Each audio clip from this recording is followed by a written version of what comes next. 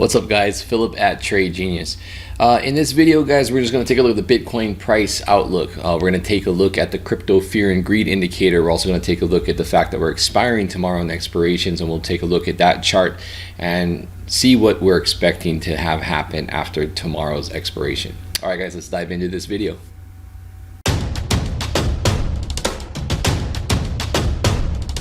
Trade Genius. All right, guys, this is the weekly chart. We are looking at a high of 6681 and a low of 6033. Again, with the weekly bars, we want to see a close for the bulls. You want to see a close above that high. If you're bearish, you want to see a close below that low. So that's our weekly levels. Now, we did spike up because of the tether stuff on this weekly bar, because that happened right at the beginning of the weekly bar.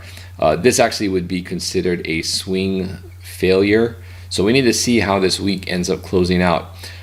This one I'm not putting a lot of stock into because it was largely driven by a run on Tether on the Tether-based exchanges, dragging up all of the prices. And so this here kind of just basically was more like a knee-jerk reaction, and then we kind of returned to the mean. So if we look at the daily chart,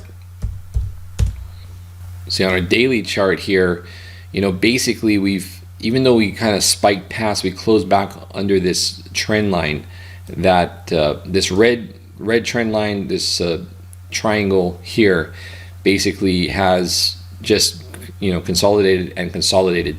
This, guys, is going to finally resolve itself soon. I think there's a, you know, a little bit more consolidation, and we'll take a look at the model. But, you know, again, like I was saying, the model said we're probably going to go sideways to a bit up bias, and we're seeing that more or less. You know, we haven't, I mean, this price level, you can go all the way back to June on hovering in this area of $6,500. So big old consolidation going on, but that's very typical, right, from our usual blow off tops that we have in Bitcoin. So it's just a matter of, does this continue to be a cycle where it's 4 times faster than what we saw in 2014 and 2015, or does it actually start to play out in that? Right now, it just, the model says that we're still in an accelerated cycle, post blow-off cycle, and we should start seeing a move up in November.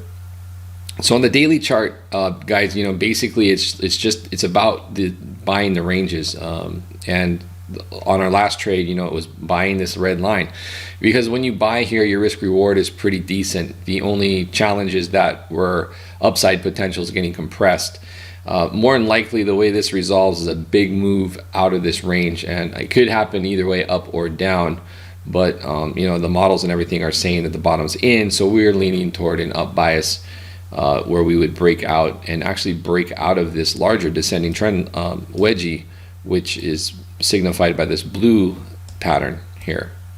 So generally, I like to see, if we're in a descending wedge type pattern, what I like to see is the mid span of those hold, like we're seeing here, and then usually that gives the higher probability to a breakout of this. And then once this breaks out, probably looking at an immediate run to 7,500, and then a pullback, and then another move higher. So that would be the upside target from here. Otherwise, on the downside, guys, just to keep that in mind, if this level breaks and 5,800 doesn't hold, you're probably looking at low fives or 5,000 or just below at this area here, this 4,900 area. All right, so that's kind of the outlook there. As far as 4-hour chart goes, you know, essentially, you know, what we're looking at is we're kind of on the high side of this range, so we could pull back. But here's the thing you got to keep in mind, is we have futures expirations tomorrow. So let's take a look at that chart. All right, so this is the futures expiration. What this is, yellow is the CBOE, red is the CME.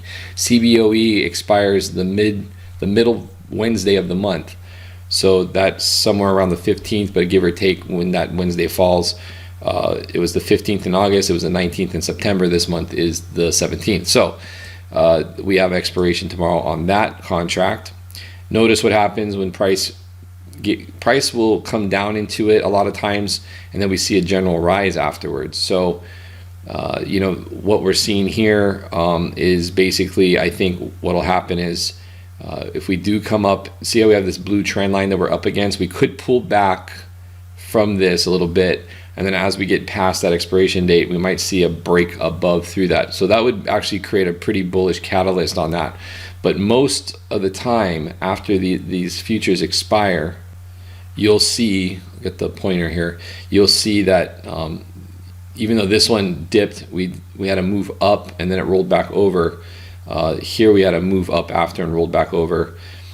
Here we actually ran up into it, had a small pullback and then a move higher. Here we kind of consolidated into it and then consolidated afterwards and a move up and then another move up here. So even if it's a short-lived move up, most of the time you see some sort of move up, and that move up can last as little as a couple days to several days. So interesting spot here because we're up against this trend line, but considering the amount of times now we've been hitting up against and actually broke through with that tether fake out and then back down, you could see, to me that's bullish. You'll see a higher propensity for that thing to eat through the perceived resistance or that trend line and break higher. So that's basically the one thing you need to keep in mind this week is this expiration tomorrow. All right, now the other thing to take a look at is the model, and the model is showing us that we are, again, I drew this line before any of these price candles were printed. I just kind of said, I looked up here and I said, okay, so this would roughly be outline of how the price action would be. So we saw this price, basically we were expecting this type of move, but more or less if you look across the chart, that we just have kind of more or less a sideways action by the end of October.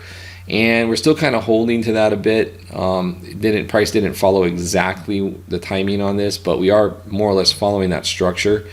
And then we start seeing a move. That's what I'm going to key in on toward the end of October, is starting to see a move with some bias up, and then really this latter part of November. So the second half of November, we really want to, for this, I think, model to continue to hold true, we want to see a move up like we have up here. So that could be where we break out of that descending wedge.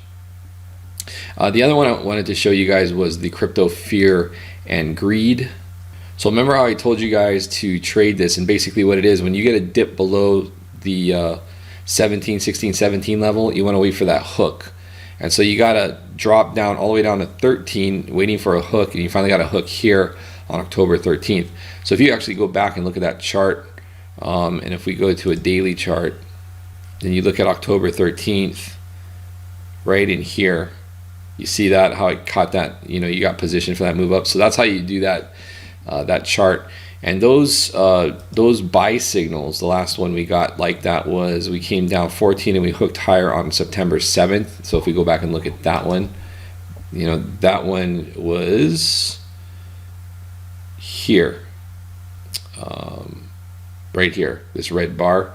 Next day green, and then we moved up. So basically at the end of that day we were at 6,100, and that move topped off at 6,800. So they're decent sized signals when those do happen. So looking for, although we did get a similar move here, again I think that was exasperated by tether.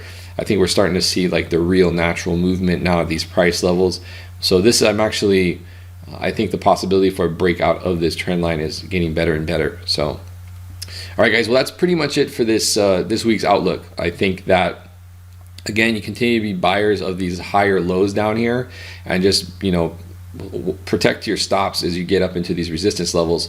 But we could see a breakout here after tomorrow's futures expirations, and it may not be right after, it could take a few days, but a little rally to break through this trend line. A close above this trend line would be very bullish. So right now, currently, if you guys can't see that on the chart, it's around 6,500. So any closes above 6,500 on the daily would be very bullish. Again, on the downside, any closes below this trend line would probably be really bearish. At that point, we're looking at, this trend line is right around 6,000. So any closes below 6,000, that's probably going to fire up the bear army. So just keep that in mind this week. All right, guys, that's pretty much it. Thanks for watching. Please hit like and subscribe, and I will see you on tomorrow's video. Take care. Bye.